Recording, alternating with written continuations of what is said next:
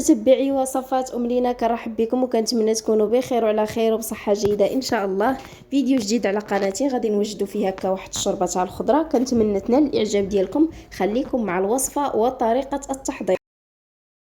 بسم الله على بركه الله. غادي ناخذ الطنجره اللي غنستعمل في الطهي، غادي نضيف فيها القليل من زيت الزيتون، وغادي نضيف جوج حبات تاع الجزر، جوج حبات تاع بطاطا اللي متوسطه الحجم، غادي نضيف القليل من القرع الاحمر، وغادي نضيف حبه تاع البصله، وعندي هنا الفطر طري صافي. وغادي نشحر مزيان هاد الخضيره هادي. غادي نضيف عليها هكايا اللوبيا شعره، غادي نزيد عليهم شويه تاع صدر تاع الدجاج، الثومه عندي جوج فصوص، وشويه تاع القزبر ومعدنوس.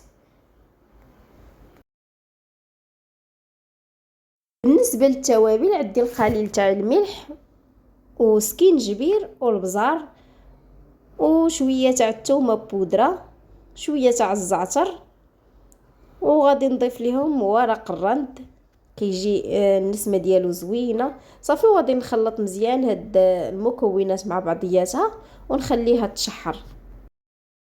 بالنسبه هكايا الخضره كنخليوها تشحر على نار مهيله باش تنسم هذاك النسمه تاع الاعشاب وتدخلها مزيان ديك التوابل حتى تولي ديك الخضيره طالقه لنا واحد شويه تاع الماء ديالها صافي. غادي نسد هكاياها وغادي نخليها تشحر مزيان مره مره هكا. كنحاول هكا نحركها ونقلب هذيك الخضره. بعد ما كتشحر لينا هذيك الخضيره غادي نضيفوا عليها هكايا نمرقوا باطرو تاع الماء، وغادي نسد عليه ونخليه على نار اللي مهيله باش ما تنشفش لينا.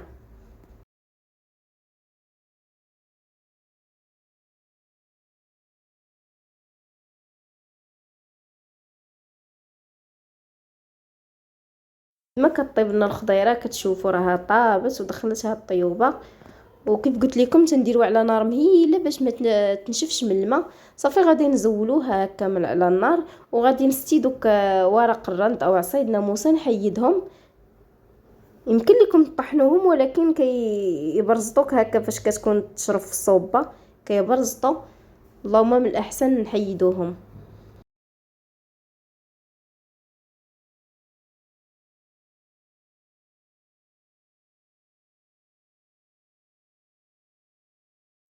بعد ما كنحيد هذاك ورق الرند غادي نضيف هكا الجبن.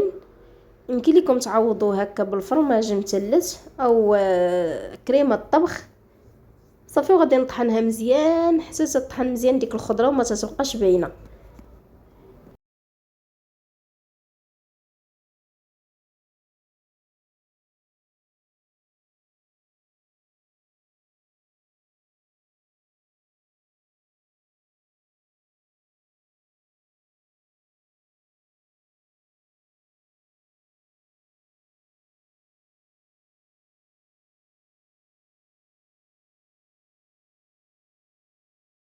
وكان هذه هي الوصفه تاع اليوم. هاد الصوبه اللي كتجي خفيفه وكيجي مذاقها زوين بمذاق الاعشاب صافي. يمكن لينا هكايا ديما هكا شي صوبه نزينوها بشويه تاع زيت الزيتون ونضيفوا الفرماج او القرقاع تيجيو في المذاق زوينين. وكان هذا هو الفيديو ديال اليوم، كنتمنى يكون خفيف ظريف على قلوبكم. شكرا لكم على التتبع ديالكم والى اللقاء في فيديو جديد ان شاء الله.